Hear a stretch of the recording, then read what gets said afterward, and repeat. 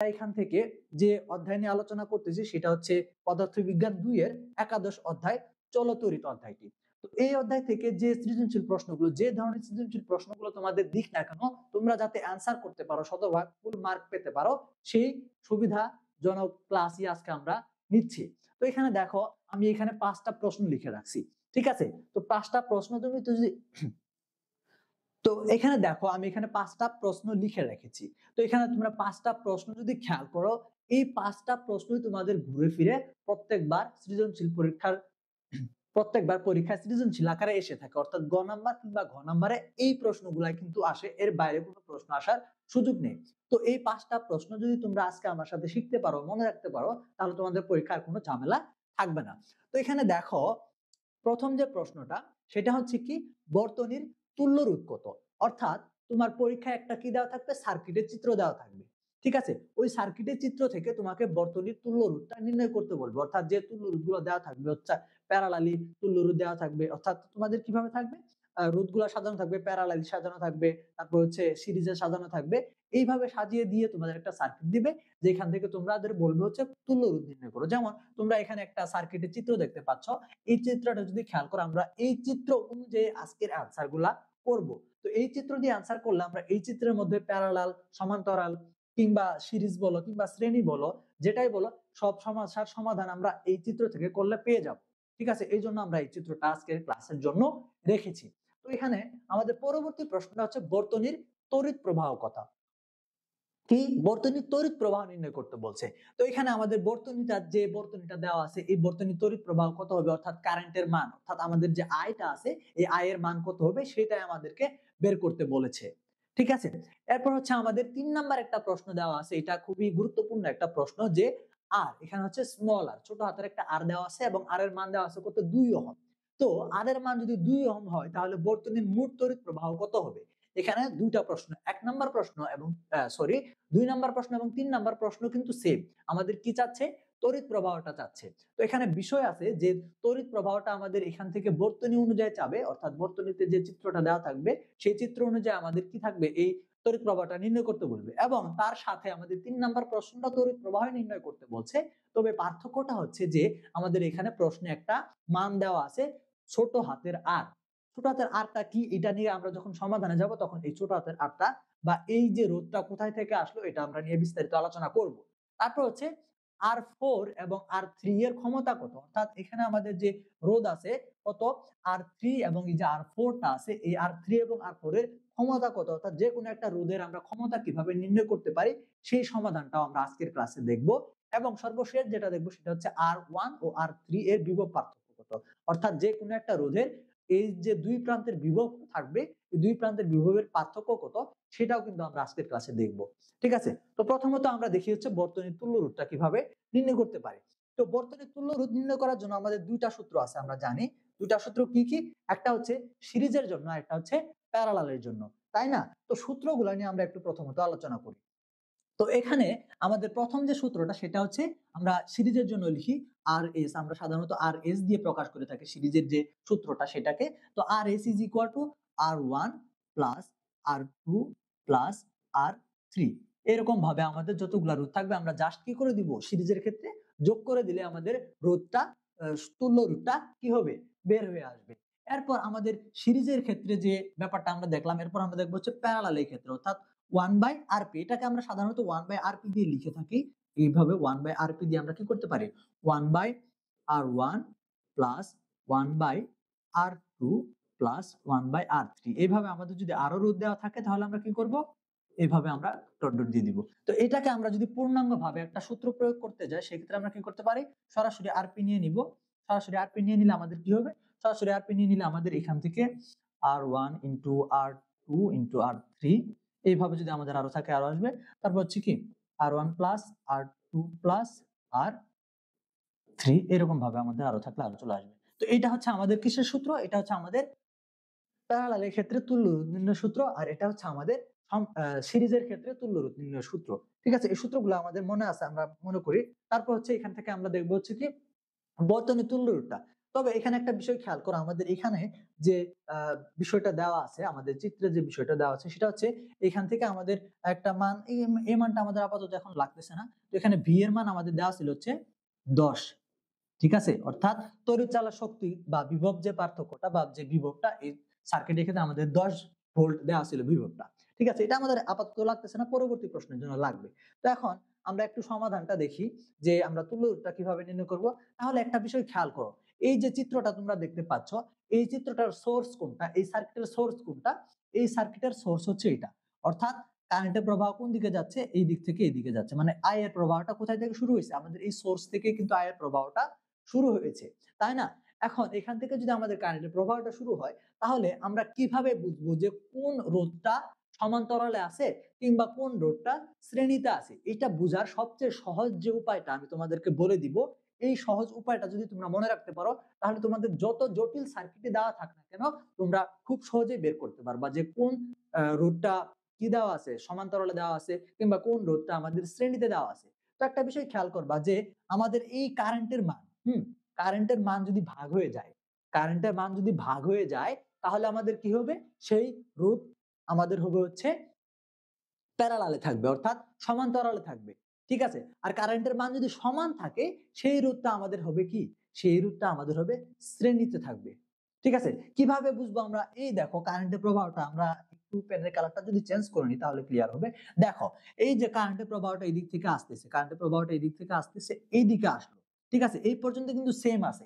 এখন দেখো এই যে দুই অংশে ভাগ হয়ে গেল, এদিকে চলে গেল আবার এদিকে চলে গেল, এই রোধের মধ্যে এক রকমের কারেন্ট গেল, এই রোধের মধ্যে এক রকমের কারেন্ট গেল, অর্থাৎ এখান থেকে যে কারেন্টটা আসছিল সেই কারেন্টটা এখান থেকে দুই দিকে ভাগ হয়ে গেল। তাহলে এখান থেকে কারেন্টের প্রবাহটা কি হয়ে গেছে, ভাগ হয়ে গেছে। কারেন্টের প্রবাহটা কিন্তু সমান নয়, কারেন্টের প্রবাহটা কি হয়ে গেছে, ভাগ হয়ে গেছে। তার মানে এই R1 এবং R2 টা কি আছে, সমান্তরালে আছে, বুঝতে পারছি। এখন দেখো এই R1 এবং R2 টা যদি সমান্তরালে থাকে, তাহলে R1 এবং R2 এর যে রোধটা, এই দুটার যে তুল্য রোধটা, সেটা আমরা কিভাবে বের করতে পারি, সেটা আমরা বের করবো হচ্ছে আমাদের যে সূত্রটা আছে সেই সূত্র দিয়ে। আমাদের সূত্রটা কি ছিল, আমাদের সূত্রটা ছিল হচ্ছে আরপি দিয়ে যে সূত্রটা আমরা পেয়েছি সেটা। তো আমরা যেহেতু এখান থেকে আমাদের আরো রোধ আছে, এর জন্য আমরা আরপি, এটাকে আরপি 1 ধরে নিই, ঠিক আছে। তাহলে আমরা ধরে নিলাম হচ্ছে আরপি 1 ধরে নিলাম। ধরে নিলে তাহলে আমাদের কি আসতেছে, আর1 আর1 ইন্টু আর2, নিচে হচ্ছে আর1 প্লাস আর2। তাহলে এইটার আমাদের যে রেজাল্টটা আমরা বসাই দিই, এটা আমাদের কি, এটা হচ্ছে আমাদের এই প্রথম যে রোধ দুইটা আছে এই দুইটা তুল্য রোধ। তাহলে আমাদের রেজাল্ট কি, আর1 এর মান হচ্ছে কত, 12, এবং আর2 এর মান হচ্ছে 6। তাহলে 12 গুণন 6 ডিভাইডেড বাই 12 যোগ 6, এটা যদি আমরা রেজাল্ট করি তাহলে আমাদের রেজাল্ট মনে হয় মেবি আসবে হচ্ছে 4 ওহম, ঠিক আছে। তাহলে এইখান থেকে আমরা একটা রেজাল্ট পেয়ে গেলাম। আমরা কিসের মান পেলাম, আমরা পেলাম হচ্ছে আরপি 1 এর মানটা পেয়ে গেছি। তো যেহেতু আমরা এখান থেকে আরপি 1 এর মানটা পেয়ে গেছি, এটাকে আমরা একটু আলাদাভাবে নোট করে রাখি, কি বলো? তো এখানে আমরা একটু আলাদাভাবে নোট করলাম। তাহলে এখান থেকে আমরা এটাকে একটু আলাদাভাবে এখানে সাইডে নোট করে রাখি যে আরপি 1 এর মানটা আমরা পেয়েছি কত, 4 ওহম, ঠিক আছে। তাহলে এখন আমরা এই জায়গায় আরেকটা সলভ করি, তোমরা এইটা বুঝতে পারছো কিনা। তো এখন আমরা এটাকে এইখান থেকে আমাদের যে আরেকটা রোধ আছে, এখান থেকে যে আরেকটা দুইটা রোধ আছে, এই দুইটা রোধের ক্ষেত্রেও দেখো যে এখান থেকে আবার কারেন্টের মানটা কি হয়ে গেছে, এক বিন্দুতে আসছে, এক বিন্দুতে আসার পর আবার কারেন্টের প্রবাহটা এদিকে যাচ্ছে, এখান থেকে সেম ভাবে গেছে, গিয়ে এখানে আবার আলাদা হয়ে গেছে, তাই না?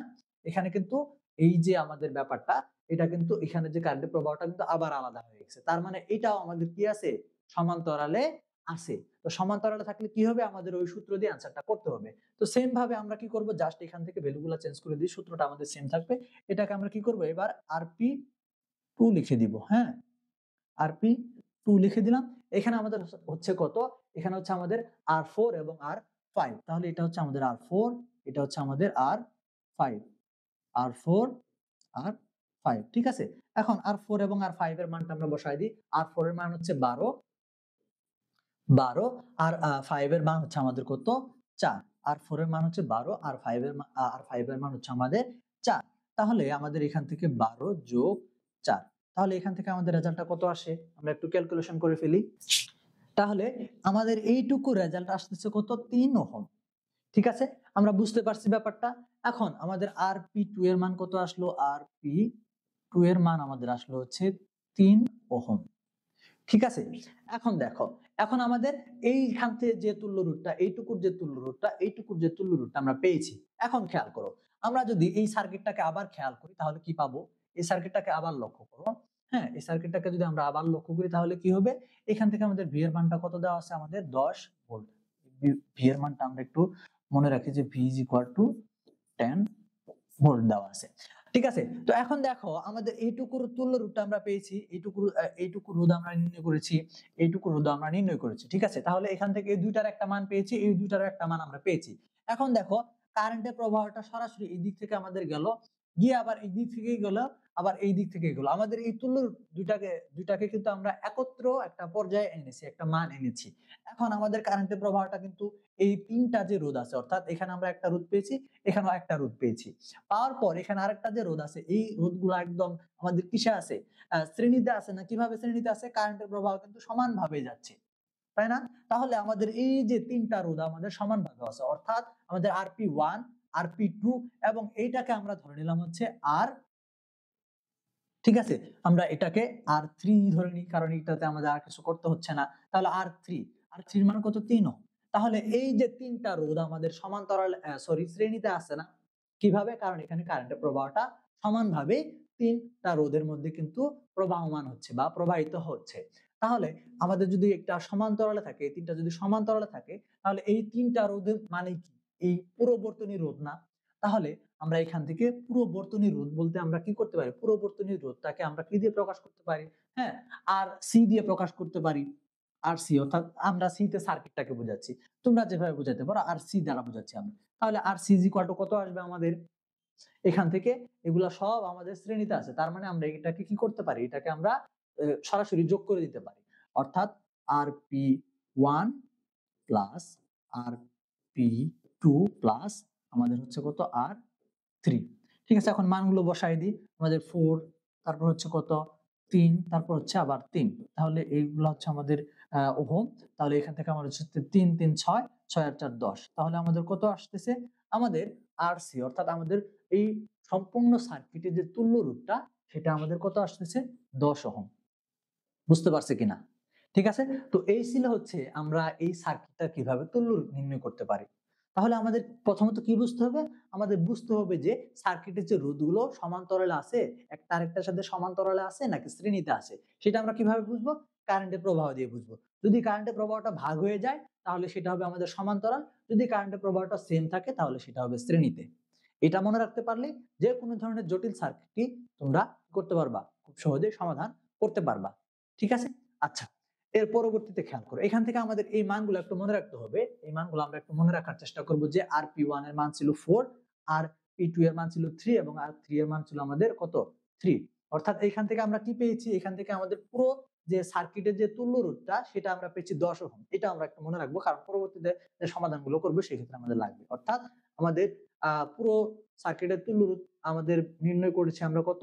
10, এবং আরপি এটার এটুকুর মান আমরা 4 পেয়েছি, এটুকুর মান আমরা 3 পেয়েছি। এটা একটু মনে রাখি। ঠিক আছে, আচ্ছা, এখন আমরা পরবর্তী সমাধানে চলে যাই। পরবর্তী যে প্রশ্নটা সেটা হচ্ছে বর্তনীর মোট তড়িৎ প্রবাহ কত? তড়িৎ প্রবাহ কি? তড়িৎ প্রবাহ হচ্ছে I, কারেন্টের প্রবাহ। তাহলে আমরা একটা সূত্র জানি না যে I is equal to V ভাগ R। I is equal to কি? I is equal to V ভাগ R। ঠিক আছে, তো এই আর এর মানটা আমরা পেয়েছি না এর আগের প্রশ্ন থেকে? এই যে আর বলতে কি? পুরো সার্কিটটার যে তুল্য রোধ সেটাই তো, তাই না? তো আর এর যে মানটা, সেই আর এর মানটা কিন্তু আমরা এর আগের প্রশ্নে পেয়েছি। অর্থাৎ আমরা সরাসরি প্রথমে লিখে দিব যে আমরা 1 নং হতে পেয়েছি যে আর ইজ ইকুয়াল টু কত? 10 ওহম।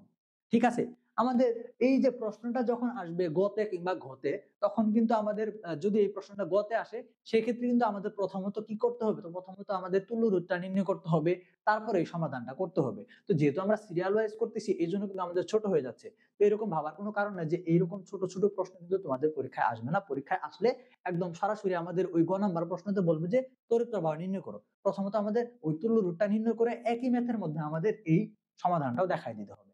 ঠিক আছে, তাহলে আমরা বলেছিলাম যে আমাদের এই যে সার্কিটটা, এই সার্কিটের তড়িৎ প্রবাহ কত দেওয়া আছে? সরি, আমাদের বিভব পার্থক্য কত দেওয়া আছে? 10, অর্থাৎ ভি এর মান দেওয়া ছিল আমাদের হচ্ছে 10 ভোল্ট। এটা আমাদের কিন্তু দেওয়া ছিল। ঠিক আছে, তাহলে এখন আমাদের যে সূত্রটা আছে I is equal to V ভাগ R, এখানে যদি আমাদের সূত্রটা প্রয়োগ করি, আমাদের যদি ভ্যালুগুলা বসায় দিই, তাহলে কিন্তু আমাদের অ্যান্সারটা চলে আসে। তো ভি এর মান কত দেওয়া আছে? 10 দেওয়া আছে, এবং আমাদের আর এর মানও আমরা পেয়েছিলাম 10। তার মানে কি কত? 1। তার মানে এই সার্কিটটার মধ্যে 1 অ্যাম্পিয়ার কারেন্ট প্রবাহিত হচ্ছে। বোঝা গেছে? তো এই ছিল হচ্ছে 1 নাম্বার এবং 2 নাম্বার প্রশ্নের সমাধান। ঠিক আছে? তো এখান থেকে আমাদের কিন্তু আমরা অলরেডি একটা সৃজনশীল প্রশ্ন কমন আমরা পেয়ে গেছি। ঠিক আছে? আমরা যদি এই দুইটা প্রশ্ন বুঝে থাকি, তাহলে আমরা এই অধ্যায় থেকে একটা সৃজনশীল প্রশ্ন পরীক্ষায় অবশ্যই সমাধান করতে সক্ষম হয়েছি। ঠিক আছে? আচ্ছা, এরপরে খেয়াল করো। এর পরবর্তী যে প্রশ্নটা, সেটা হচ্ছে আমাদের R is equal to 2 ohm, অর্থাৎ ছোট আর দেওয়া আছে। ছোট আর ইজ ইকুয়াল টু 2 ওহম দেওয়া আছে। এখন এই ছোট আরটা কোথায় থেকে আসলো? এটা হচ্ছে একটা প্রশ্ন, যে ছোট আরটা স্যার কোথায় থেকে আসলো? এখন দেখো, এই যে সার্কিটটা আমাদের আছে, এই সার্কিটের মধ্যে আমরা কি করেছি? এই রোধগুলা যুক্ত করেছি বাহ্যিকভাবে। আমাদের সার্কিটে এই রোধগুলো আমরা বসাইছি। অর্থাৎ R1, R2, R3, R4, R5 যে রোধগুলা তোমরা দেখতে পাচ্ছ, এই সম্পূর্ণ রোধগুলা আমরা কি করেছি? আমরা সার্কিটে বসিয়েছি। তাই না? এখন দেখো, এই সার্কিটের ক্ষেত্রে আমরা যে পরিবাহী হিসেবে যে তারটা ব্যবহার করতেছি, যে তারটা আমরা ব্যবহার করছি, বা সার্কিটে যে সংযুক্ত করার জন্য, সার্কিটটাকে যুক্ত করার জন্য যে পরিবাহীটা আমরা ইউজ করতেছি, আমরা ধরে নিলাম সেই পরিবাহীর যে অভ্যন্তরীণ একটা রোধ আছে। আমরা জানি না যে একটা পরিবাহীর মধ্য দিয়ে যদি আমরা কারেন্ট প্রবাহিত করি, তাহলে ওই পরিবাহী কর্তৃক একটা বাধার সৃষ্টি হয়। ওই বাধাটাই তো মূলত রোধ, তাই না? তো এখানে যদিও আমরা বাইরে থেকে রোধ যুক্ত করে থাকি, তারপরও আমাদের যে তারটা বা যে পরিবাহীটা আমরা ব্যবহার করতেছি, সেই পরিবাহীর একটা নিজস্ব রোধ আছে না? আছে কিনা? তো যদি থাকে, সেই রোধটার মানই আমরা ধরে নিছি ছোট হাতের আর দিয়ে, ধরে নিছি কি? 2 ওহম। অর্থাৎ কি? 2 ওহম। অর্থাৎ আমরা এখান থেকে যে এই সার্কিটের জন্য যে সমতুল্য রোধটা আমরা পাচ্ছি, সেই সমতুল্য রোধের মান R is equal to, যদি আমাদের কি হয়? R is equal to যদি 10 ওহম হয়, তাহলে এর সাথে আমাদের আরো কি আছে? এর সাথে আমাদের আরো যুক্ত হবে হচ্ছে এই অভ্যন্তরীণ রোধটা। অভ্যন্তরীণ রোধটা আমাদের কি হবে? আরো যুক্ত হবে। তাহলে অভ্যন্তরীণ রোধটা কত? এখানে ছোট হাতের আর দেওয়া আছে কত? গিভেন ডাটা হিসেবে 2 ওহম। তাহলে এখান থেকে আমরা কি পাই? এখান থেকে আমাদের ভি এর মান দেওয়া ছিল কত? হচ্ছে 10 ভোল্ট। ঠিক আছে? তাহলে এখান থেকে আমরা আমাদের প্রশ্নটা কি, যে ছোট হাতের আর, অর্থাৎ অভ্যন্তরীণ বিভব। ঠিক আছে? অভ্যন্তরীণ বিভবের মান দেওয়া আছে হচ্ছে 2 ওহম। এখন এই 2 ওহম আমাদের দেওয়া আছে প্রশ্নে, অর্থাৎ এই যে পরিবাহীটা আমরা ব্যবহার করতেছি, সেই পরিবাহীর যে রোধটা, সেটা হচ্ছে 2 ওহম। এবং আমরা এর সমতুল্য যে রোধটা আমরা পেয়েছি, যে রোধগুলো আমরা যুক্ত করেছি, তার সমতুল্য রোধ আমরা পেয়েছি হচ্ছে 10 ওহম। এখন এই দুইটা ভ্যালুর উপর ভিত্তি করে আমাদের কি করতে হবে? তড়িৎ প্রবাহটা নির্ণয় করতে হবে। এখন এই তড়িৎ প্রবাহটা নির্ণয় করার জন্য আমরা একটা সূত্র জানি না।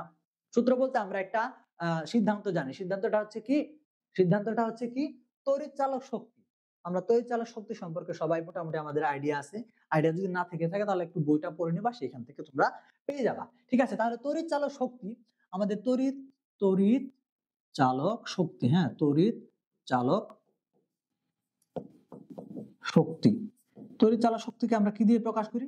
তড়িৎ চালক শক্তিটাকে আমরা ই দিয়ে প্রকাশ করে থাকি। তড়িৎ চালক শক্তি ই ইজ ইকুয়াল টু, আমাদের যে বিভব পার্থক্যটা থাকে, তড়িৎ চালক শক্তি এবং বিভব পার্থক্য একে অপরের সমান। তড়িৎ চালক শক্তি যা হবে, আমাদের বিভব পার্থক্য তাই হবে।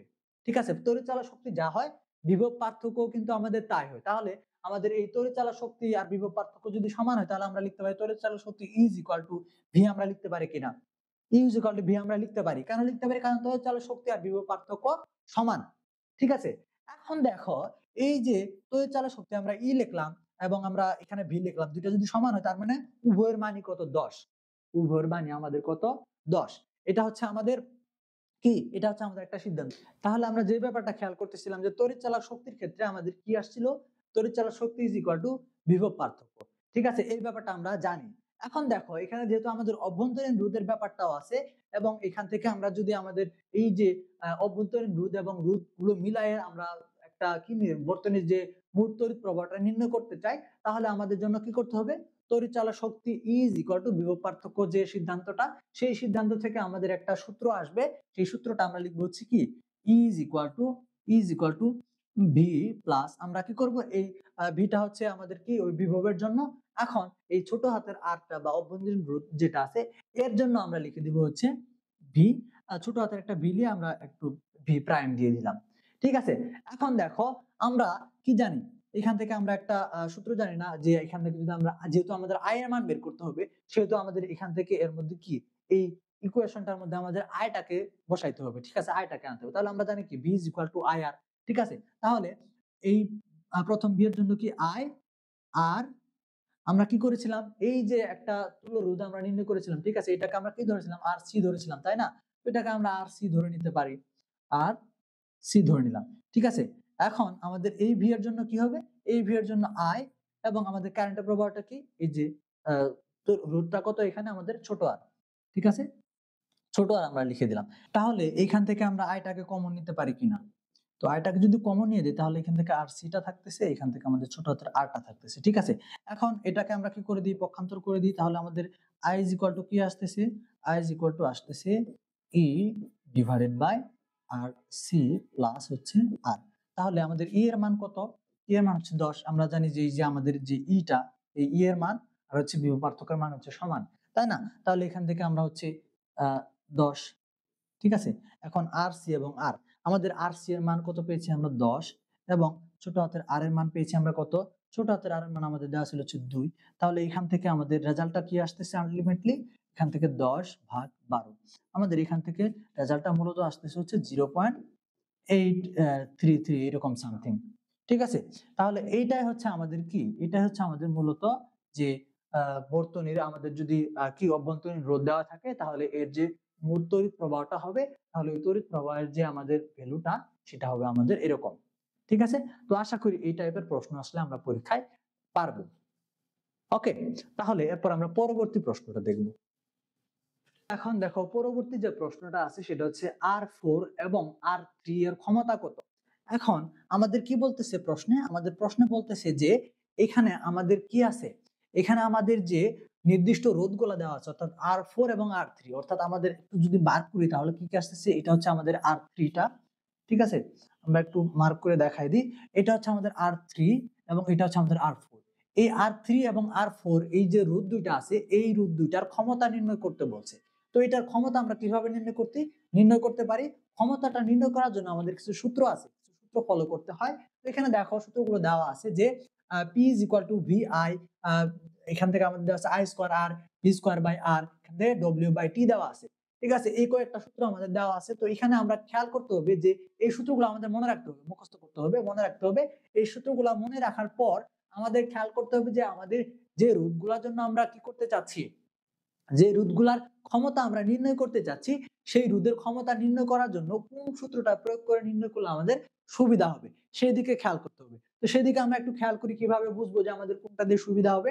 সাপোজ এখানে খেয়াল করো, আমরা প্রথমত R4 এর উদাহরণটা দিচ্ছি, এখানে যদি খেয়াল করো তাহলে এখান থেকে দেখো আমাদের এখানে দুইটা রোধ আছে, ঠিক আছে, দুইটা রোধ কি কি, একটা আছে R5 আর একটা হচ্ছে R4, এই দুইটা আমাদের কি আছে, সমান্তরালে আছে। কেন সমান্তরালে আছে, কারণ এখানে যে আমাদের কারেন্টের প্রবাহটা, এই কারেন্টের প্রবাহটা ভাগ হয়ে গেছে, কারেন্টের প্রবাহটা সেম নাই। তো সেম না থাকলে আমাদের কি, আমরা বলেছিলাম যে কারেন্টের প্রবাহটা ভাগ হয়ে গেলে সমান্তরাল, তার মানে দুইটা সমান্তরালে আছে, তাই না? এখন এই দুটো যদি সমান্তরালে থাকে, এখন আমরা যদি এই প্রথম সমীকরণটা ফলো করতে চাই, তাহলে আমাদের এখান থেকে কারেন্টের প্রবাহটা বের করতে হবে। কারেন্টের প্রবাহ কিন্তু ভাগ হয়ে গেছে, এখান থেকে দুইটার জন্য ভাগ হয়ে গেছে, তাহলে আমাদের কি করতে হবে, এখান থেকে কারেন্টের প্রবাহটা দুইটার জন্য আলাদা আলাদা ভাবে কারেন্টের প্রবাহটা বের করতে হবে। তো এটা আমাদের জন্য একটু জটিল হয়ে যাবে, ঠিক আছে। তাহলে পরবর্তী যে সূত্রটা সেখানেও সেম, আমাদের আইটা লাগবে, তার মানে এখানে আমাদের কারেন্টের প্রবাহটা বের করতে হবে, দুইটার জন্য আলাদা আলাদা করে বের করে তারপর ম্যাথ করতে হবে। কিন্তু আমরা যদি এখান থেকে এই যে আমাদের সূত্রটা আছে যে ভি স্কোয়ার বাই আর, এটা যদি ফলো করি তাহলে কিন্তু আমাদের আলাদা করে আই এর মানটা বের করার প্রয়োজন হচ্ছে না। শুধুমাত্র আমরা কি করব, এই ভি এর মানটা বের করব, ভি এর মানটা, অর্থাৎ এই যে দুই প্রান্তের বিভবটা যে আছে, এই দুই প্রান্তের বিভব পার্থক্য বের করলে আমাদের কি হয়ে যাবে, অর্থাৎ এখান থেকে দুই প্রান্তের বিভব কিন্তু আমাদের আলাদা আলাদা হবে না। সমান্তরালে যদি কোনো রোধ থাকে, এই রোধের যে দুই প্রান্তের বিভব, দুই প্রান্তের বিভব কিন্তু উভয় রোধের জন্যই সমান। এখানে আমরা যে বিভব পার্থক্যটা বের করব, সেই বিভব পার্থক্যটা আমাদের R4 এর জন্য যা হবে, R5 এর জন্য কিন্তু সেমই হবে, ঠিক আছে। এর জন্যই আমরা এখান থেকে এই ভি এর মানটা বের করে তারপর আমরা ম্যাথটা সমাধান করব, এটা আমাদের জন্য সুবিধাজনক হবে। তাহলে আমরা ভি এর মানটা কিভাবে বের করতে পারি, এখানে লক্ষ্য করুন। ভি এর মান বের করার জন্য আমাদের কি করতে হবে, ভি এর মান বের করার জন্য আমাদের এখান থেকে এটার যে তুল্য রূপটা আমরা বের করেছিলাম, সেই তুল্য রূপটা আমাদেরকে বের করতে হবে। ভি এর মান বের করার সূত্রটা আমাদের কি, আমরা জানি যে V is equal to I R, এই সূত্রটা আমরা জানি যে V is equal to I R. এই সূত্র ব্যবহার করে কিন্তু আমরা কি করতে পারবো, এই যে ভি এর মানটা আমরা বের করতে পারবো। ঠিক আছে, তাহলে এই দুইটা রোধের জন্য আমাদের আয় কত, এই দুইটা রোধের জন্য, এই দুইটা রোধের মধ্যে দুইটা রোধ মিলিয়ে আমাদের কারেন্টের প্রবাহ কত, দুইটা রোধ মিলিয়ে কিন্তু আমাদের কারেন্টের প্রবাহটা হচ্ছিল 1। আমাদের সার্কিটে দেওয়া ছিল বা আমরা ম্যাথ যখন করেছিলাম সমাধান পেয়েছিলাম যে এই সম্পূর্ণ সার্কিটের যে তড়িৎ প্রবাহটা সেটা হচ্ছে 1 অ্যাম্পিয়ার। ঠিক আছে, তাহলে উভয় রোধের জন্য আমাদের সার্কিটের বিদ্যুৎ প্রবাহটা হচ্ছে 1 অ্যাম্পিয়ার, সেটা আমরা পেয়ে গেছি। এখন এই যে আরটা, এই আরটা মানে এই দুইটা রোধের যে আমাদের সমতুল্য রোধটা আছে সেই রোধটা আমরা বসাই দিব, তাহলে হয়ে যাবে। আমরা ওই রোধের জন্য আমরা কি করেছিলাম, আমরা এর আগে যখন ম্যাথটা সলভ করেছিলাম সেটাকে আমরা RP2 ধরে নিয়েছিলাম। RP2 ধরে নিয়ে আমাদের এটার মান আসছিল কত, 3 আসছিল। ঠিক আছে, তো এই যে 3টা আসছিল এটা আমরা এই সূত্রে বসাই দিই। আচ্ছা, আমরা একটু আবার দেখি যে আমরা ওইখান থেকে সমতুল্য রোধটা কিভাবে বের করতে পারি। তো এটা বের করার জন্য হচ্ছে আমাদের RP2, এটা তো আমি একবার দেখাইছি, তারপর আবার একটু শর্টকাটলি দেখাই দিই যে 12 ইনটু আমাদের কত আসে 4, তাহলে 12 যোগ 4, তাহলে এখান থেকে আমাদের রেজাল্টটা আসছিল, সেটা আমাদের রেজাল্ট আসছিল হচ্ছে 3 ওহম। ঠিক আছে, তাহলে আমরা এখান থেকে RP2 বা R এর মানটা পেয়ে গেছি। এখন আমরা V is equal to IR যে সূত্রটা সেটা বসাই দিব। ঠিক আছে, তাহলে এখান থেকে I এর মান কত আমাদের 1 এবং হচ্ছে কত, এখানে হচ্ছে আমাদের কি R, অর্থাৎ যে তুল্য রোধটা আমরা পাইলাম সেটা হচ্ছে আমাদের কি 3। তাহলে এখান থেকে আমরা কি বলতে পারি, এটা হচ্ছে আমাদের ভোল্ট, তাহলে এটা এখান থেকে আমাদের হচ্ছে 3 ভোল্ট। ঠিক আছে, তাহলে এখান থেকে আমরা বলতে পারি যে আমাদের যে এই R4 টা আছে, এই R4 এর বিভব পার্থক্য কত, R4 এর বিভব পার্থক্য হচ্ছে আমাদের 3। তাহলে এই R4 এর বিভব পার্থক্য আমরা পেয়ে গেলাম কত, 3, অর্থাৎ এখান থেকে যে সূত্রটা আমরা প্রয়োগ করতে চাচ্ছি এখান থেকে আমরা V এর মানটা 3 পেয়ে গেছি। ঠিক আছে, এখন এই 3টা যদি আমরা পেয়ে থাকি তাহলে আমরা এখন কি করতে পারি, এখন আমরা সরাসরি এই সমীকরণটা ফলো করতে পারি যে R4 এর জন্য যে পাওয়ারের সূত্রটা P is equal to আমাদের কি ছিল, P is equal to V square by R, এই হচ্ছে সূত্রটা। তাহলে V square এর মানটা, V এর মানটা আমরা বসাই দিই, V এর মানটা আমরা 3 পেলাম, 3 এর স্কয়ার, R এর মান হচ্ছে কত, R এর যে সমতুল যে আমাদের এখান থেকে যে R টা, অর্থাৎ এখান থেকে আমাদের কি এই যে R টা আমরা পেলাম, অর্থাৎ এই যে যার ক্ষমতা আমরা নির্ণয় করতেছি সেই আরটা আমাদের বসাইতে হবে, সেই ভ্যালুটা আমাদেরকে বসাইতে হবে, সেটার মান হচ্ছে কত 12। তার মানে আমাদের উপরে হচ্ছে 9, নিচে হচ্ছে 12, এটাকে যদি আমরা ভাগ করি তাহলে আমাদের রেজাল্ট মেবি আসবে হচ্ছে 0.75 ওয়াট। ঠিক আছে, তাহলে এটা হচ্ছে আমাদের ক্ষমতা নির্ণয় করার যে প্রক্রিয়াটা, আমরা কিভাবে একটা বিভবের অর্থাৎ একটা রোধের আমরা কি করতে পারি, ক্ষমতা নির্ণয় করতে পারি। ঠিক আছে, তাহলে এখান থেকে আমরা কি করলাম, এটা বিভবটা বের করলাম, বিভব বের করে এখানে আমাদের যে সূত্রটা ছিল V স্কয়ার বাই R সেটা দিয়ে প্রয়োগ করে আমরা কি করলাম, এই যে ক্ষমতাটা নির্ণয় করে ফেললাম। ঠিক আছে, ওকে। এখন তাহলে হচ্ছে আমাদের R3 এর জন্য ক্ষমতা কিভাবে আমরা নির্ণয় করব, R3 এর জন্য। এখন দেখো একটা ব্যাপার কিন্তু খুবই পরিষ্কার, এখানে আমাদের যে R3 টা দেওয়া আছে, এই R3 টা কিন্তু একদম স্মুথলি দেওয়া আছে, যা কারণ এখানে আমাদের 1 অ্যাম্পিয়ার যদি কি হয়, কারেন্টের প্রবাহ মাত্রা যদি 1 অ্যাম্পিয়ার হয় তাহলে এখান থেকে কারেন্টের প্রবাহটা যাচ্ছে গিয়ে এখানে ভাগ হয়ে গেল, ভাগ হয়ে আবার এইখানে কিন্তু আবার এসে আবার 1 অ্যাম্পিয়ারই হয়ে গেছে। ঠিক আছে, আবার কিন্তু 1 অ্যাম্পিয়ার হয়, এর মধ্যে কিন্তু 1 অ্যাম্পিয়ার কারেন্টের প্রবাহ হচ্ছে। তার মানে এখানে I এর মান কত, এই R এর ক্ষেত্রে I এর মান কিন্তু আমাদের 1 অ্যাম্পিয়ার। ঠিক আছে, আর R এর মান তো আমাদের 3 দেওয়া আছে, অর্থাৎ তাহলে আমরা কি করতে পারবো, তাহলে কিন্তু আমরা সরাসরি এই সূত্রটা প্রয়োগ করে সমাধান করে দিতে পারবো। পারবো না? অবশ্যই পারবো। তাহলে আমরা P is equal to কি দিব, P is equal to I square R, আমরা নিলাম I square R। আমাদের কিসের ক্ষেত্রে এটা, R3 এর ক্ষেত্রে। তাহলে এখানে I এর মান আমাদের কত 1, তাহলে 1 এর স্কয়ার, আমাদের কত R এর মানটা কত 3, তাহলে এখান থেকে আমাদের যে রেজাল্ট আসছে 3 ওয়াট। বুঝতে পারছি কিনা? ঠিক আছে, তো এই ছিল হচ্ছে আমরা কিভাবে নির্দিষ্ট যে রোধগুলো আমাদের সার্কিটে আছে সেই রোধের ক্ষমতা আমরা কিভাবে নির্ণয় করতে পারি। ঠিক আছে, আচ্ছা এরপর আমরা কি দেখব, এরপর আমাদের পরবর্তী প্রশ্নগুলো খেয়াল করো। কি আছে এখানে দেওয়া আছে হচ্ছে R1 এবং R3 এর বিভব পার্থক্য নির্ণয় করো। আমরা কিন্তু মাত্রই বিভব পার্থক্য নির্ণয় করা শিখলাম, কিভাবে, এখান থেকে R4 এর বিভব পার্থক্য আমরা দেখলাম না, R4 এর বিভব পার্থক্যটা আমরা যেভাবে নির্ণয় করছি সেম পদ্ধতিতে আমরা R1 এর বিভব পার্থক্যটাও বের করতে পারবো। তাহলে তোমরা এটা একটু দেখে নিও যে এই সেম পদ্ধতিতে আমরা কিভাবে করব। প্রথমত আমরা এখান থেকে R1 এবং R2 এর যে তুল্য রোধটা সেটা বের করব। তুল্য রোধ বের করলে আমাদের কি হবে, এটার টোটাল রোধটা বের হয়ে যাবে। তারপর আমাদের যে সূত্রটা ছিল V is equal to IR, ঠিক আছে, V is equal to IR, সেখানে আমরা কি করব, এখান থেকে আমাদের I এর মানটা কত 1 আছে, i এর মান 1, এখান থেকে আমাদের যে রুটটা আসবে সেই রুটটা আমরা বসায় দিব। এখানে সম্ভবত আমাদের তুল্য রুটটা আমাদের মনে হয় 4 আসছিল আমরা যখন প্রথম ম্যাথ সমাধান করেছিলাম। তাহলে এখান থেকে আমাদের 4 হবে। এইভাবে আমরা এখান থেকে কি করতে পারবো? বিভব পার্থক্যটা বের করতে পারবো। ঠিক আছে? এখন দেখো একটা ব্যাপার, সেটা হচ্ছে আমাদের এই যে R3 এর জন্য বিভব পার্থক্যটা আমরা কিভাবে বের করতে পারি? R3 এর জন্য বিভব পার্থক্যটা আমরা কিভাবে বের করতে পারি? সেম সূত্র আমরা প্রয়োগ করব।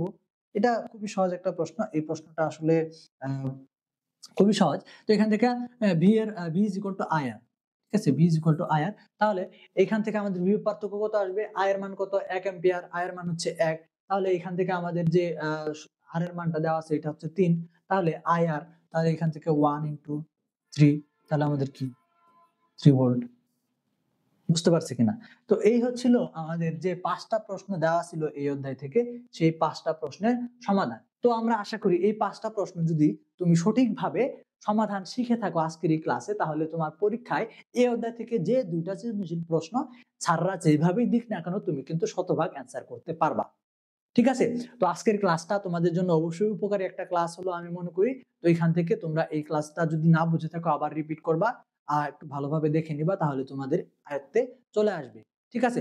তো এরকম কমন উপযোগী আরো ক্লাস পেতে আমাদের ইউটিউব চ্যানেলটি সাবস্ক্রিপশন করে রাখো, অথবা আমাদের প্রাইভেট ব্যাচে ভর্তি হওয়ার জন্য স্ক্রিনে দেওয়া হোয়াটসঅ্যাপ নাম্বারে যোগাযোগ করতে পারো, কিংবা আমাদের ফেসবুক পেজে সরাসরি এসএমএস করার মাধ্যমে আমাদের যে সুপার সাজেশন ভিত্তিক যে অনলাইন ক্লাসগুলো হচ্ছে, বা যে সুপার সাজেশনের পিডিএফ ফাইলগুলো যেগুলো থেকে তোমরা শতভাগ পর্যন্ত পরীক্ষায় কমন পাবা, সেগুলো সংগ্রহ করার জন্য আমাদের প্রাইভেট ব্যাচে ভর্তি হতে হবে। প্রাইভেট ব্যাচে ভর্তি হওয়ার জন্য আমাদের স্ক্রিনে দেওয়া হোয়াটসঅ্যাপ নাম্বারে যোগাযোগ করতে পারো। তো সবাই ভালো থাকো, সুস্থ থাকো। আল্লাহ